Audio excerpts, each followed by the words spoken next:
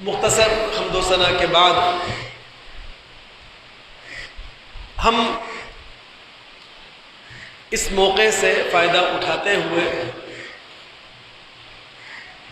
نکاح، خانگی ازدواجی زندگی اور خاندانی زندگی سے متعلق گفتگو کا آغاز کرنے جا رہے ہیں۔ آج اس نشست میں ہماری گفتگو کا جو محور ہوگا اور ہم جس دائرے میں گفتگو کریں گے، گفتگو سمجھیں گے، وہ ہے نکاح۔ یہ بنیاد ہے عائلی زندگی کی، خانگی زندگی کی اور پھر خاندانی زندگی کی۔ اسی لیے میں تمام دوستوں سے یہ درخواست کروں گا کہ شروع سے آخر تک ہم تمام دوست بات کو گہرے انداز میں سمجھنے کی کوشش کریں۔ ہو سکتا ہے کہ ذمہ داری کی سمجھ ہمیں آ جائے یا ہم دیگر لوگوں تک اس ذمہ داری کا احساس پیدا کر سکیں۔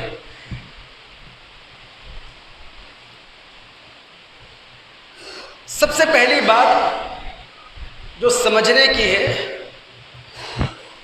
خالق ارض و سما کی طرف سے انسان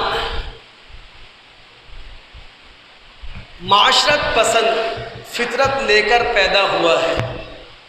یعنی خالق حقیقی نے جب انسان کو پیدا کیا تو اسے ایسی فطرت پر پیدا کیا ہے، ایسی سرشت پر پیدا کیا ہے کہ وہ معاشرت کو چاہتا ہے۔ اور اس کی بنیادی وجہ یہ ہے کہ اس کے خالق نے اسے عالم شباب میں نہ زمین پر اتارا ہے اور نہ عالم شباب میں ہی زمین سے اسے اٹھا لیا ہے، بلکہ کوئی بھی انسان اپنی زندگی کے بہت سارے ابتدائی مراحل ماں کی کوکھ میں طے کرتا ہے اور پھر ایک مخصوص گھرانے کی چار دیواری میں ہر انسان آنکھ کھولتا ہے۔ اسی مخصوص گھرانے کی چھت کے نیچے وہ اپنے آپ کو چند رشتوں سے بندھا ہوا پاتا ہے۔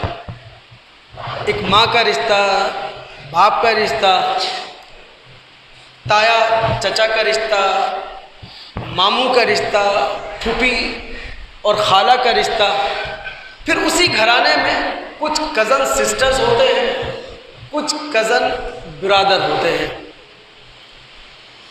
اللہ رب العالمین نے جب انسان اول آدم علیہ السلام کو زمین پر بسایا ہے تو انہی کی جنس سے ان کا جوڑا حوا علیہ السلام کی شکل میں پیدا کیا اور پھر اس پہلے کپل سے، اس جوڑے سے وَبَثَّ مِنْهُمَا رِجَالًا كَثِيرًا وَنِسَاءً، بہت سارے مرد، بہت ساری عورتیں زمین پر پھیلا دی۔ اسی سے خاندان وجود میں آیا، خاندانوں سے قبیلہ وجود میں آیا اور پھر قبائل سے ریاست کی سطح کا جو اجتماعی نظم ہوتا ہے، معاشرتی نظم ہوتا ہے، وہ تخلیق پایا۔ دوسری بات اس موضوع کے حوالے سے جو سمجھنے کی ہے وہ یہ کہ انسان اپنی فطرت کے ہاتھوں مجبور ہے کہ اس نے ایک مقدس اور محترم معاشرتی سماجی ادارے خاندان کو وجود بخشنا ہے۔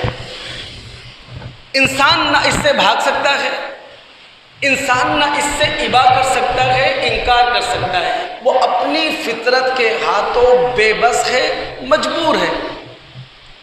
یہی وجہ ہے کہ انبیاء علیہم السلام جو انسانوں کی تعلیم کے لیے، انسانوں کی تربیت کے لیے، انسانوں کے نفوس کے تزکیے کے لیے، انسانوں کے نفوس کی تطہیر کے لیے روئے زمین کے مختلف علاقوں میں، مختلف آبادیوں میں مبعوث کیے گئے، انہوں نے باقاعدہ نکاح کی سنت کو جاری کیا۔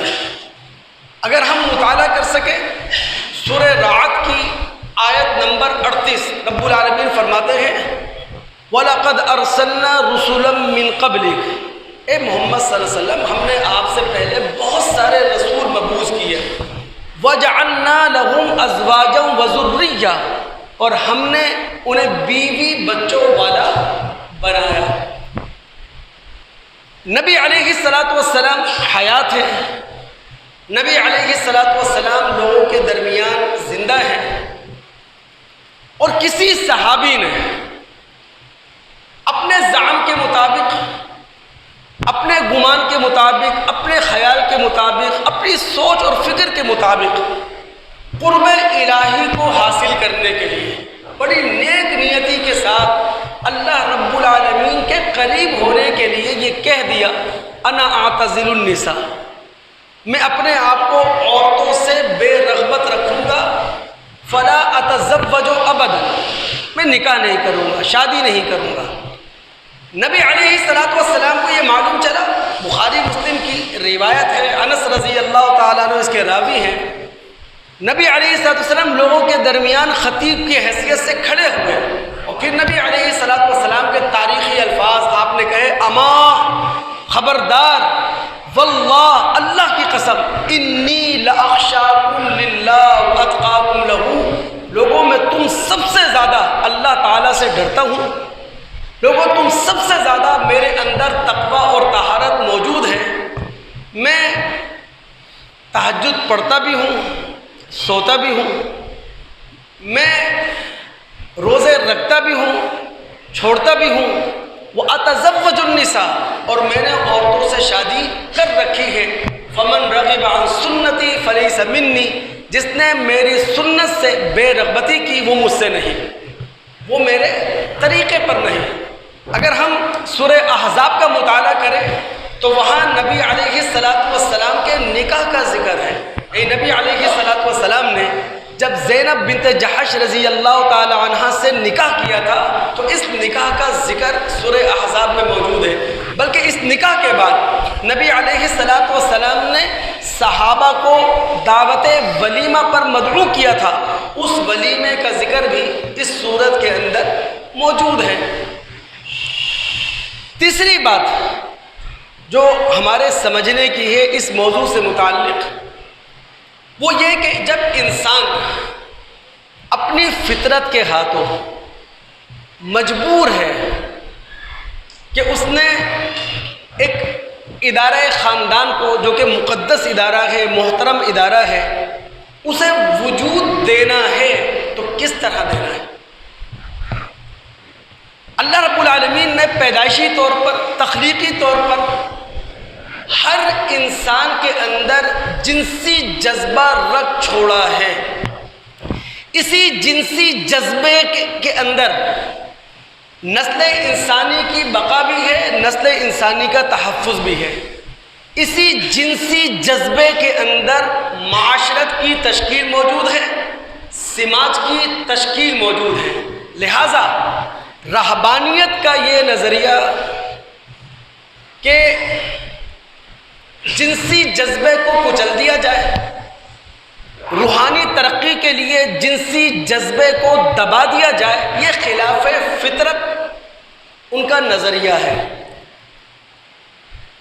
ہزاروں اور لاکھوں کی تعداد میں جو انسان پائے جاتے ہیں، ان میں سے 2 افراد بھی مشکل سے ملیں گے کہ جو رہبانیت کی اس تعلیم سے متاثر ہو سکے، اس تعلیم سے مطمئن ہو سکے اور اپنے فطری جنسی جذبے کو کچل لیں، ممکن ہی نہیں ہے۔ اسی طرح اباحیت کا نظریہ بھی مسلمہ فطرت کے خلاف ہے کہ بھئی انسانی جذبہ، جو اس کا جذبہ ہے فطری، اس کی تسکین کے لیے اسے کھلا چھوڑ دیا جائے، اسے آزاد چھوڑ دیا جائے، جنسی جذبے پر کوئی قید نہ لگائی جائے۔ اگر انسان کے جنسی جذبے کو بالکل کھلا چھوڑ دیا جائے، آزاد چھوڑ دیا جائے، تو یہ رویہ فرد کو بھی تباہ کرتا ہے، معاشرے کو بھی تباہ کرتا ہے۔ جہاں جسمانی صحت ختم ہوتی ہے، دماغی صحت ٹوٹ جاتی ہے، وہاں اخلاقی اور روحانی موت بھی فرد کی اور معاشرے کی واقع ہو جایا کرتی ہے۔ پھر انسان اس جنسی جذبے کا استعمال نسل انسانی کی بقا اور تحفظ کے لیے نہیں کرتا، معاشرے کی تشکیل کے لیے نہیں کرتا، بلکہ اس جنسی جذبے کا استعمال کرتا ہے چائلڈ لائز فیملی کے لیے، کہ جناب ایک ایسی فیملی کو وجود بخشا جائے کہ جہاں بچے موجود ہی نہ ہوں۔ ہمارے خالق، ہمارے مالک نے، ہمارے رسول نے، فطری مذہب نے کیا کیا؟ اس جنسی جذبے کے لیے اس نے ایک اخلاقی محل تعمیر کیا، ایک قانونی محل تعمیر کیا، اور اس اخلاقی اور قانونی محل کا نام اس نے رکھا نکاح۔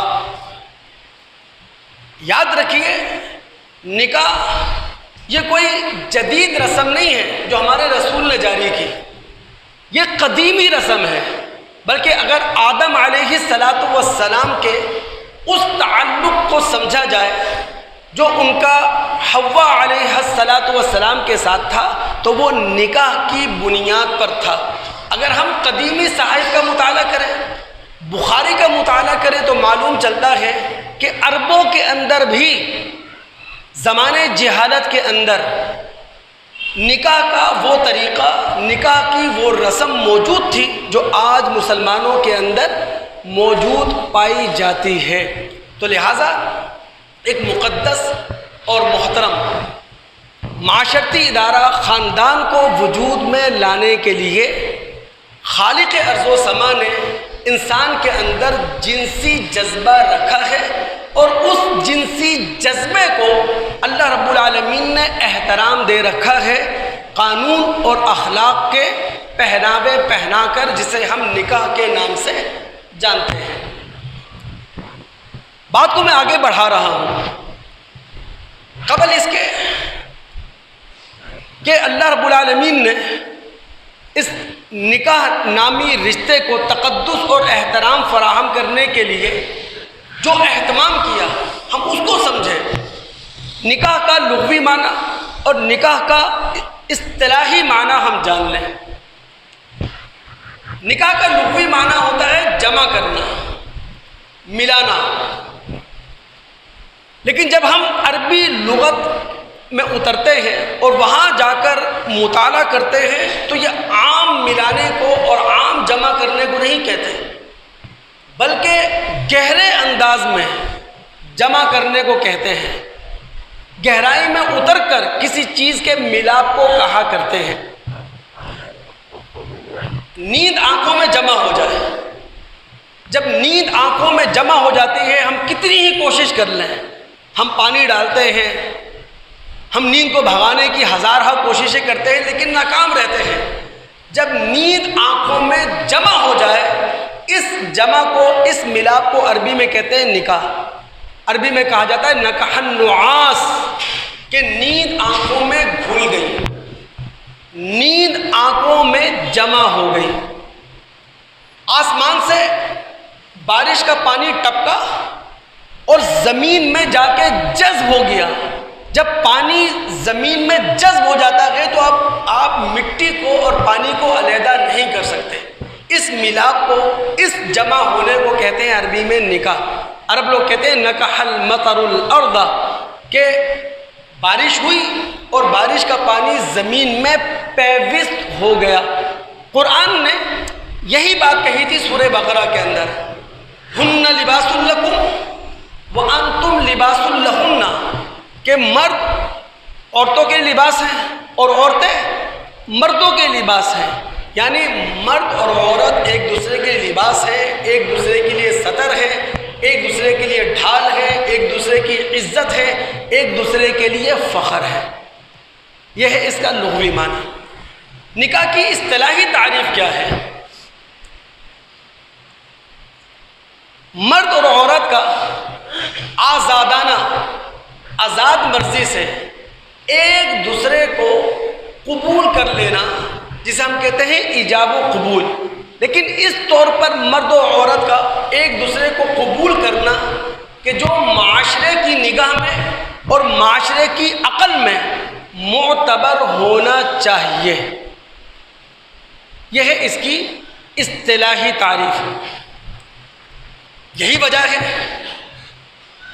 کہ ہر وہ نکاح کہ جہاں معاشرے کی نگاہ میں وہ معتبر نہ ہو، معاشرے کی عقل کے مطابق نہ ہو، تو وہ نکاح منہ چھپائے پھرتا ہے، وہ نکاح ہمیشہ خفیہ رہتا ہے، وہ نکاح ہمیشہ سازشی رہتا ہے، اور وہ لوگوں کے سامنے آ کر کبھی بھی اعلان نہیں کر پاتا، سر نہیں اٹھا پاتا۔ تو نکاح وہ ہے جو معاشرے کی نگاہ میں معتبر ہو اور معاشرے کی عقل میں معتبر ہونا چاہیے۔ اب یہاں ایک اور بات توجہ سمجھیے، نکاح یہ سوشل ایگریمنٹ ہے، یہ سماجی معاہدہ ہے، یہ صرف فطری جنسی جذبے کی تسکین نہیں ہے، بلکہ مرد اور عورت سماجی اور معاشرتی ذمہ داریوں کا بوجھ اپنی آزاد مرضی سے اپنے کاندھے پر لیتے ہیں۔ یہ ہے نکاح کی اصطلاحی تعریف۔ اب ہو یہ رہا ہے کہ نکاح کی حقیقت چھپ کر رہ گئی ہے، ڈھول میں، تاشے میں، گانے بجانے میں، رنگینیوں میں، ناچ گانوں میں۔ تو جو نکاح کی حقیقت تھی کہ نکاح صرف جنسی جذبے کی تسکین کے لیے نہیں ہے، بلکہ یہ معاشرتی ذمہ داریوں کا نام ہے، یہ سماجی ذمہ داریوں کا نام ہے، اور مرد اور عورت نے اپنی آزاد مرضی سے سماجی اور معاشرتی ذمہ داریوں کا بوجھ اپنے کاندھوں پر اٹھایا ہے۔ اب یہ چیز رہی نہیں۔ قرآن کے بیان میں شادی شدہ مرد محسن ہے اور شادی شدہ عورت محسنہ ہے، اور جن دوستوں کی عربی لغت پر نظر ہے وہ جانتے ہیں حسن عربی میں کہتے ہیں قلعے کو، یعنی شادی شدہ مرد وہ اخلاق اور عزت کے قلعے میں محفوظ ہو جاتا ہے، اسی طرح شادی شدہ عورت عزت اور اخلاق کے قلعے میں محفوظ ہو جایا کرتی ہے۔ تو اللہ رب العالمین ہم تمام دوستوں کو یہ توفیق عطا فرمائے کہ ہم اپنی اخلاقی اور اپنی روحانی عزت کا تحفظ کرنے کے قابل اپنے آپ کو بنا سکیں۔ اب جب نکاح اس لیے کیا جاتا ہے کہ نسل انسانی کی بقا کو تحفظ مل سکے، معاشرتی نظام تشکیل پا سکے، ایک مقدس ادارہ خاندان وجود میں آ سکے، تو اس نکاح کے لیے اللہ رب العالمین نے، مذہب اسلام نے بھرپور اہتمام کیا ہے۔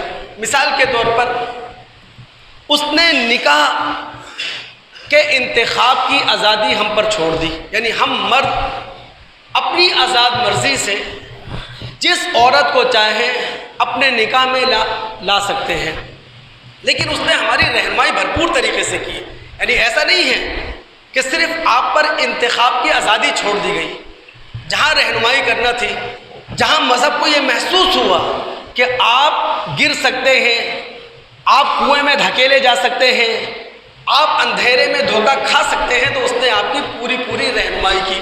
جیسے کہ ہمارے نبی محمد الرسول اللہ صلی اللہ علیہ وسلم نے فرمایا تنکح المرأۃ لأربع، بھئی کسی بھی خاتون سے شادی کی جاتی ہے تو 4 مقاصد سامنے ہوتے ہیں۔ لمالہا، یا تو وہ عورت جسے نکاح کیا جا رہا ہے بڑی مالدار ہے اور نکاح کرنے والے مرد کو مالی تعاون حاصل ہو جائے گا، مالی مدد حاصل ہو جائے گی، اس لیے شادی کی جاتی ہے۔ ولحسبہا، یا عورت سے شادی اس لیے کی جاتی ہے کہ وہ حسب نسب رکھتی ہے، وہ اعلیٰ تر خاندان رکھتی ہے۔ تو اب اعلیٰ تر خاندان میں اعلیٰ تر حسب نسب رکھتی ہوئی عورت کے سے شادی کر لی جائے، کچھ مقام ہمیں بھی حاصل ہو جائے گا، کوئی عزت ہماری بھی ہو جائے گی، کچھ ہاتھ ہمارے لیے بھی اٹھ جائیں گے، کچھ سلام دعا ہماری بھی ہو جائے گی، کچھ ہمارا بھی تعارف اور پہچان ہو جائے گی۔ یا پھر نبی علیہ الصلوۃ والسلام نے فرمایا عورت سے شادی اس لیے کی جاتی ہے لجمالہا، وہ خوبصورت ہے، اور اللہ تعالیٰ نے انسان کی فطرت یہ ایسی بنائی ہے کہ وہ خوبصورتی کی طرف مائل ہوا کرتا ہے۔ ولدینہا، یا پھر عورت سے شادی اس لیے کی جاتی ہے وہ بڑی دیندار ہے، وہ پاک باز ہے، وہ پارسا ہے، وہ باعفت ہے، وہ نیکوکار ہے۔ ہمارے نبی علیہ السلام نے فرمایا جب یہ 4 آپشن تمہارے سامنے آ جائیں فاظفر بذات الدین، یعنی 4 آپشن آپ کے پاس ہیں، لیکن فاظفر بذات الدین جس آپشن کو یہ رسول نے پابند نہیں کیا، یہ رسول نے مجبور نہیں کیا، یہ رسول نے خیر خواہی چاہیے، یہ رسول نے ہمارے ساتھ ہمدردی کی ہے، یہ رسول اللہ صلی اللہ علیہ وسلم نے میں ایک بہتر راستہ دکھایا ہے، فاظفر بذات الدین، پھر دین کو ترجیح دو۔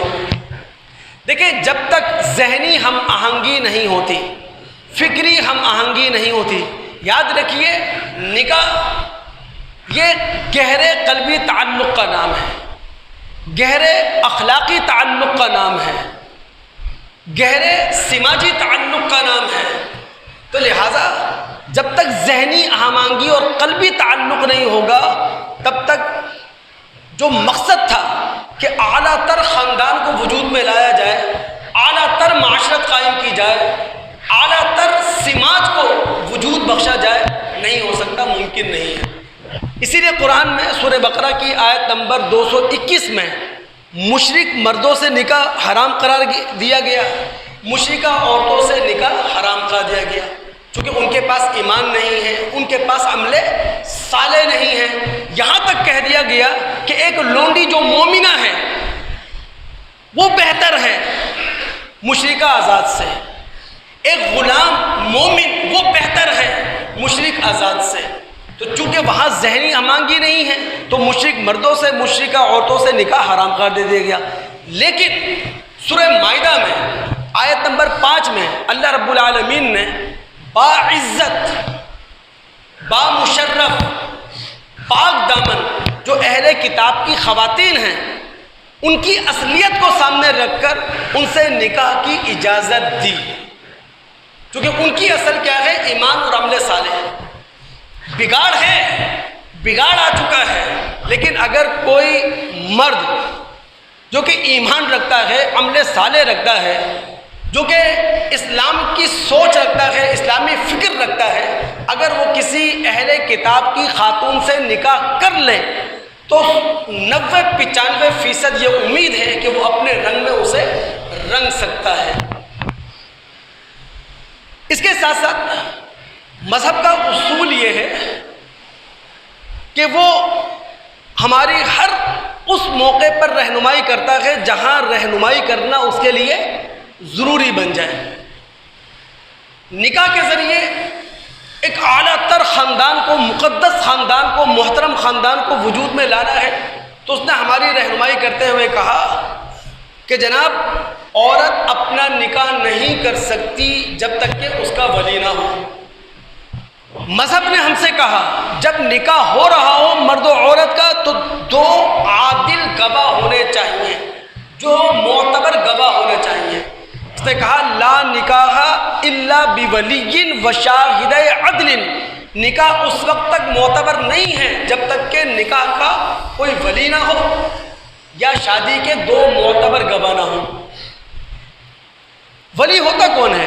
گھر کا وہ سرپرست ہوتا ہے جو گھریلو ریاست کا سربراہ ہے۔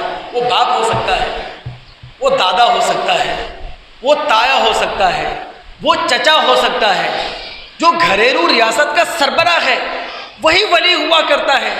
اب اتنا اہم موقع اور گھر کی ایک نازک کلی، ایک لڑکی اپنے گھریلو سربراہ کو ڈوز دے جائے، بائی پاس کر جائے اور جا کر اتنا بڑا فیصلہ خود لے لے تو پھر اسے دھکے کھانا پڑتے ہیں، پھر اسے ٹھوکریں کھانی پڑتی ہیں، پھر اسے شرمندہ ہونا پڑتا ہے پورے معاشرے کے سامنے۔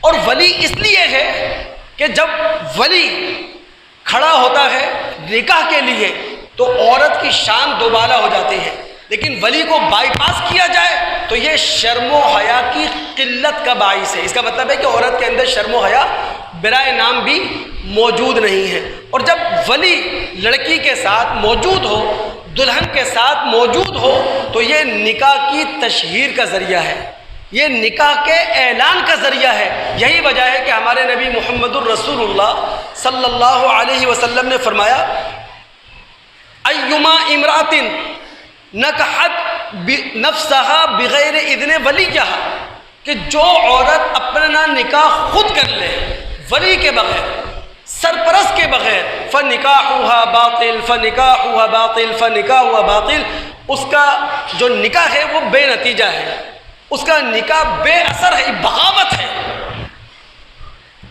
اور جن لوگوں نے بھی اسٹڈی کر رکھی ہے، جن لوگوں نے پڑھ رکھا ہے، وہ جانتے ہیں 90-95% وہ نکاح جو بغاوت کے ساتھ کیے جاتے ہیں کورٹ میرج کے ذریعے، وہ ناکام ثابت ہوئے ہیں۔ اور ایسی عورتیں پھر کہاں جاتی ہیں؟ شیلٹر ہاؤس میں، پھر ان کی عزتیں مزید کھلواڑ بن جاتی ہیں۔ کھیلنے والا ان کی عزتوں کے ساتھ بھرپور طریقے سے کھیل رہا ہوتا ہے۔ تو جو عورت اپنے گھریلو سربراہ کو بائی پاس کر کے اپنا نکاح خود کر لے، اس کا نکاح باطل ہے۔ کبھی ایسا ہو جائے کہ ایک گھرانے میں کئی دعوے دار کھڑے ہو جائیں ولی کی حیثیت سے کہ جناب اس لڑکی کا نکاح میں کراؤں گا، فَإِنِ اسْتَجَرُوا، اگر وہ آپس میں لڑ پڑے جھگڑ پڑے، فَالسُّلْطَانُ وَلِيٌّ مَن لَا وَلِيَّ لَهُ، پھر وہ عورت وہ لڑکی اپنے نکاح کے لیے عدالت جا سکتی ہے اور پھر حاکم وقت اس کے سر پر ہاتھ رکھے۔ یہ اس وقت ہوا کرتا ہے کہ جب سرپرست خود آپس میں لڑے ہوئے ہوں، سرپرستوں کے درمیان خود جھگڑا کھڑا ہو، جب ایک چھت کے نیچے رہنے والے، عورت کو تحفظ کرنے والے رشتہ دار وہ باہم دست و گریباں ہو، یہ اس وقت کی بات ہے۔ لیکن عام حالات کے اندر، اس لیے میں نے پہلے بھی کہا تھا کہ ریاست کی ذمہ داری یہ نہیں ہے کہ ایک لڑکا یا ایک لڑکی خاندان سے بغاوت کریں، قوم سے بغاوت کریں اور عدالت پہنچ جائیں اور خاموش انداز میں ان کا نکاح پڑھا دیا جائے، بلکہ عدالت کو چاہیے، ریاست کو چاہیے پہلا قدم اٹھاتے ہوئے وہ لڑکا اور لڑکی کے گھر والوں کو نوٹس جاری کریں، ان کو مدعو کریں، ان سے پوچھیں کہ کیا وجہ ہے کہ ایک لڑکا ایک لڑکی ایک ہونا چاہتے ہیں اور آپ رکاوٹ بنے ہوئے ہیں، تو پہلے انہیں بلایا جائے، پہلے خاندان والوں کو بات کرنے کا پورا موقع دیا جائے، وہ فریق ہیں، انہیں سنا جائے، انہیں مطمئن کیا جائے۔ لیکن اگر لڑکا اور لڑکی اپنی جگہ صحیح ہے تو پھر حدیث ان کہتی ہے کہ جناب ریاست نکاح پڑھا سکتی ہے۔ لیکن اگر لڑکا اور لڑکی اپنی جگہ صحیح نہیں ہے، صحیح بات گھر والوں کی ہے، تو پھر ان کی بات کو سنا جائے، پھر لڑکا اور لڑکی کو مطمئن کرنے کی کوشش کی جائے، ان کے سر پر ہاتھ رکھا جائے، ان کو سمجھانے کی کوشش کی جائے۔ تو ہمارے ہاں سفر جو ہے وہ الٹی سمت میں ہو رہا ہے، جس کی وجہ سے مسائل کھڑے ہو رہے ہیں۔ تو ولی کے بغیر نکاح نہیں ہوتا۔ لیکن مذہب کا اصول یہ ہے، جو معاملہ جانبین سے متعلق ہوتا ہے، جانبین سے متعلق ہوتا ہے، وہاں ایک فریق کو پورا حق نہیں دیا جاتا، دوسرے فریق سے بھی رضامندی لی جاتی ہے۔ مثال کے طور پر گھریلو ریاست کا جو سربراہ ہے ولی، اس کا ہونا شرط ہے، لیکن جس لڑکی کا نکاح ہو رہا ہے، جس لڑکی کا نکاح کیا جا رہا ہے، اس سے پوچھنا بھی لازمی ہے، ضروری ہے۔ اب اگر وہ مطلقہ عورت ہے، وہ بیوہ عورت ہے، تو ظاہر ہے وہ جہاندیدہ عورت ہے، وہ کھلے لفظوں میں اپنی اجازت دے سکتی ہے، کھلے لفظوں میں انکار کر سکتی ہے۔ لیکن اگر وہ کنواری لڑکی ہے تو پھر ہمارے رسول نے فرمایا اس سے اجازت لی جائے گی، وَإِذْنُهَا سُمَاتُهَا، اور اس کی خاموشی اس بات کی دلیل ہوگی کہ جناب وہ اس نکاح پر راضی ہے اور مطمئن ہے۔ تو جہاں ولی جو ہے وہ شرط رکھتا ہے اپنی موجودگی کے لیے کہ جناب اس کے بغیر نکاح نہیں ہو سکتا، وہاں ولی کسی کے ہاتھوں کسی بھی لڑکی کو زبردستی نہیں دے سکتا، کسی کھوٹے سے زبردستی نہیں باندھ سکتا لڑکی یا عورت کی اجازت کے بغیر۔ یہاں ایک بات اور سمجھیں آگے بڑھتے ہوئے، نکاح کا اعلان ہونا چاہیے، بالکل ہمارے رسول صلی اللہ علیہ وسلم نے باقاعدہ ہمیں تعلیم دی، اعلنوا ھذا النکاح، اس نکاح کا اعلان کرو، یعنی آپ اپنے خاندان والوں کو بلائیں، اپنے رشتہ داروں کو بلائیں، دعوت نامے جاری کریں، جن جن کو مدعو کر سکتے ہیں بلائیں، اپنے آس پڑوس کے لوگوں کو اس موقع پر نہ بھولیں، اعلنوا ھذا النکاح، اس نکاح کا باقاعدہ اعلان۔ خاموش نکاح نہیں ہوتا، آپ غریب بھی ہوں چائے پلا سکتے ہیں، آپ غریب ہوں روح افزا کا شربت پلا سکتے ہیں، لیکن اعلنوا ھذا النکاح، نکاح کا باقاعدہ اعلان ہو چاہیے۔ پھر ہمارے رسول نے اعلان نکاح کے لیے تعلیم دی، کہ جناب وَاجْعَلُوهُ فِي الْمَسَاجِدِ، نکاح کی تقریب مساجد میں ہونی چاہیے. یہ رسول کی تعلیم ہے. رسول نے لازمی قرار نہیں دیا، لیکن تعلیم ہمیں دی ہے کہ جناب وَاجْعَلُوهُ فِي الْمَسَاجِدِ، اسے مساجد کے اندر جو ہے نکاح کی تقریب کا اہتمام کریں آپ. اب کتنے بڑے افسوس کی بات ہے، یہود و نصارہ کے اندر آج تک جو نکاح ہو رہے ہیں وہ مساجد کے اندر، وہ اپنے عبادت گاہوں کے اندر ہو رہے ہیں. ہم مسلمان نہ جانے کہاں کھو گئے ہیں، کس چیز نے ہمیں غافل کر دیا ہے. چونکہ میں بھی اپنی معاشی ضرورت کے تحت نکاح پڑھاتا ہوں. بعض نکاحوں کے موقع پر جس کوفت کا سامنا ہوتا ہے، یعنی یہ سمجھ لیں مجھے شرم آ رہی ہوتی ہے کہ میں اس موقع پر جو قرآن کی آیتیں پڑھ رہا ہوں، صحیح بھی پڑھ رہا ہوں نہیں پڑھ رہا ہوں، غلط تو نہیں کر رہا میرے، یعنی یہ سمجھ لیں کہ آنکھوں میں نمی آ جاتی ہے کہ ہم مسلمانوں کو ہوش ہی نہیں ہے. گانے بھی بج رہے ہیں، آس پڑوس میں غل غبارہ بھی ہو رہا ہے، سب مستیوں میں لگے ہوئے ہیں، اور یہاں قرآن کی آیتیں پڑھی جا رہی ہیں، تلاوت کی جا رہی ہے. تو دوستو، ہم جہاں بھرپور اہتمام کرتے ہیں اپنے گھروں میں تقریبات کے حوالے سے، تو وہاں چھوٹی سی ایک تقریب 15-20 منٹ کی تقریب ہوتی ہے. کسی بھی اپنے گھر کے مسجد میں، یعنی اپنے آپ کے گھر کے قریب جو مسجد ہے وہاں اہتمام کر سکتے ہیں آپ.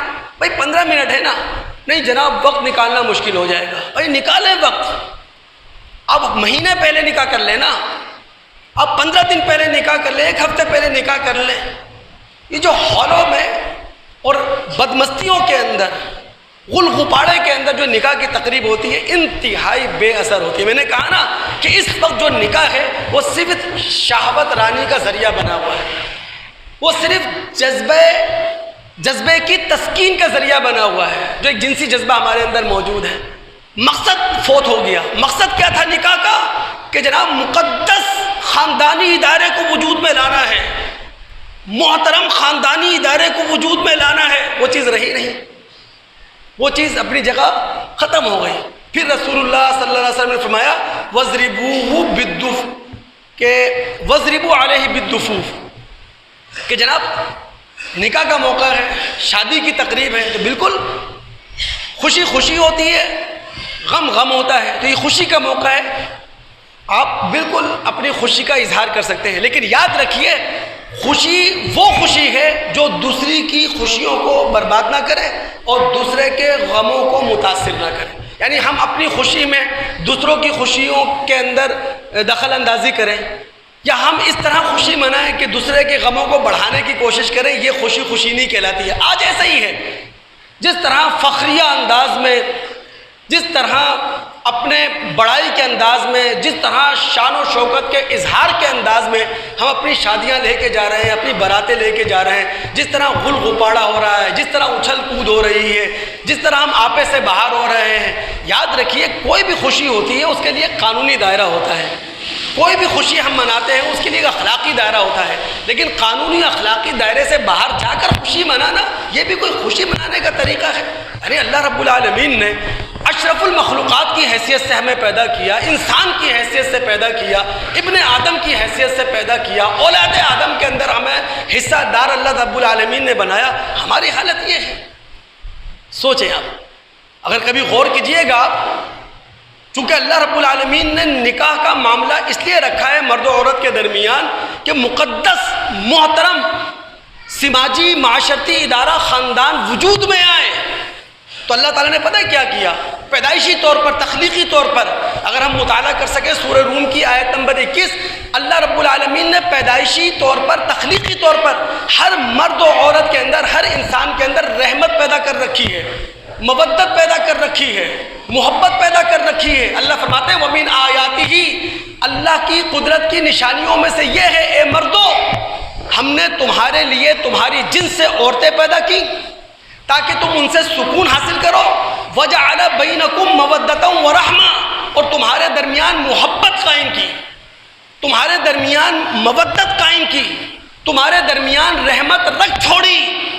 اور اسی مودت اور رحمت کی وجہ سے مرد و عورت کیا کرتے ہیں؟ ایک دوسرے کے غم کے ساتھی بنتے ہیں، ایک دوسرے کی خوشی کے ساتھی بنتے ہیں، ایک دوسرے کے غم خوار بنتے ہیں. ایک دوسرے کے خیر خواہ بنتے ہیں، ایک دوسرے کے ہمدرد بنتے ہیں، ایک دوسرے کے ہمدم بنتے ہیں، اور انہیں ایسا ہی ہونا چاہیے۔ تو نکاح کا اعلان مختلف صورتوں میں ہو سکتا ہے۔ اب چونکہ نکاح اس لیے کیا جا رہا ہے کہ ایک مقدس محترم ادارہ خاندان، چونکہ میں خاندان کے حوالے سے اگلے جمعے گفتگو کروں گا، یہ ساری تمہید ہے کہ یہ جو ڈھولک ہم بجا رہے ہیں اپنے بچوں کی شادی پر، یہ جو گانے ہم گا رہے ہیں اپنے بچوں کی شادی پر، یہ چراغاں ہم کر رہے ہیں اپنے بچوں کی شادی پر، یہ جو لاکھوں روپے اڑا رہے ہیں اپنے بچوں کی شادی پر، اگر ہم مسلمان ہیں تو اس کا بہت بڑا مقصد ہے، اور وہ مقصد کیا ہے؟ اعلیٰ تر معاشرہ وجود میں لانا، اعلیٰ تر سمات وجود میں لانا، اعلیٰ تر مقدس خاندان وجود میں لانا، یہ مقصد ہے۔ اب نکاح کی تقریب ہو رہی ہے، قاضی صاحب ایک خطبہ پڑھتے ہیں، وہ خطبہ جو محمد صلی اللہ علیہ وسلم نے عام طور پہ پڑھا ہے، نکاح کے موقع پہ بھی پڑھا ہے، 4 آیات جو اس موقع پر پڑھی جاتی ہے نا، کبھی غور کیجئے گا وہ آیات ہے کیا۔ اس لیے تو میں کہہ رہا ہوں نکاح کی تقریب مسجد میں ہونا چاہیے، لوگوں کو پتہ تو چلے کہ نکاح کا مقصد کیا ہے۔ اب وہ 4 آیات کون سی پڑھی جاتی ہیں؟ نمبر 1 سورہ آل عمران کی آیت نمبر 102، سورہ نساء کی آیت نمبر 1، سورہ احزاب کی آیت نمبر 70 اور 71۔ ان 4 آیات میں 5 مرتبہ اللہ رب العالمین نے اتقوا اللہ کہا ہے، ڈرو اللہ سے۔ چونکہ ہم سب کا یہ تجربہ ہے، 2 موقع ہر انسان کی زندگی کے ایسے ہیں کہ عام طور پر وہ خدا کو بھول جاتا ہے، خوشی کا موقع اور غم کا موقع۔ خوشی کے موقع پر انسان کو اللہ کے احسانات یاد نہیں رہتے، اور غم کے موقع پر اللہ رب العالمین کا احترام باقی نہیں رہتا۔ یہی وجہ ہے 5 مرتبہ ان آیتوں میں اتقوا اللہ ہے، اللہ سے ڈر کر رہو، اللہ سے ڈر کر کام کرو۔ اور ہمارے نبی محمد الرسول اللہ صلی اللہ علیہ وسلم جب لوگوں کے درمیان کھڑے ہوتے تھے، اپنے صحابہ کے درمیان کھڑے ہوتے تھے تو کہتے تھے اتقوا اللہ، اے میرے صحابہ۔ وہ کون ہیں صحابہ؟